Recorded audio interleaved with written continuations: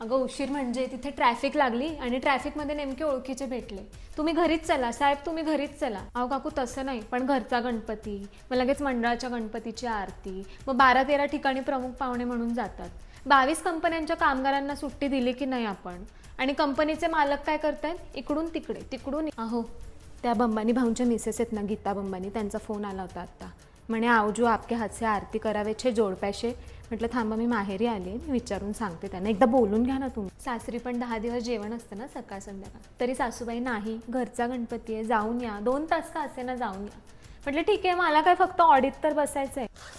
मेहंदीचं पाकिट काय? माचाटी येते, मेहंदी नाही आहे.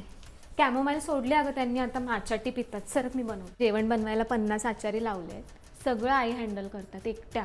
आमचा दिवस तर पाहुण्यांच्या स्वागतातच. या बसा, दर्शन घेतलं का, प्रसाद दे रे त्यांना. अरे पिनू बेटा, तुझ्यासाठी मी किंडर बॉय वाले मोदक आणलेत, थांब कुठे ठेवले रे. हां एकदाच विषय झालेला ना फक्त.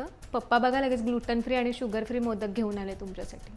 लक्षात होतं म्हणजे का नाही राहणार, लाडका जावई आहे. मग हो, सुरुवातीला मला पण आश्चर्यच वाटलं होतं अहो काकू, चांदीचा मोदक आणि चांदीच्या दुर्वा. पण मग सासरी पद्धतच आहे, प्रत्येक बाप्पाला चांदीचा मोदक आणि चांदीचा दुर्वा. अगं मम्मी तू जेवणाचं काय करू नको, आता त्या बंबानींकडे जायचं आहे ना, त्यांचं नेहमीच आहे साहेब आवजू तर खावजू आणि मगच जावजू, तिथे जेवावं लागणार आम्हाला. अहो बॅग ठीक आहे का तुमची? हां झोपा तरी पण. हो ते पाहुणे आले, त्यांना सांगितलं मी, ते आराम करतात. डोळे मिटा आणि आराम करा.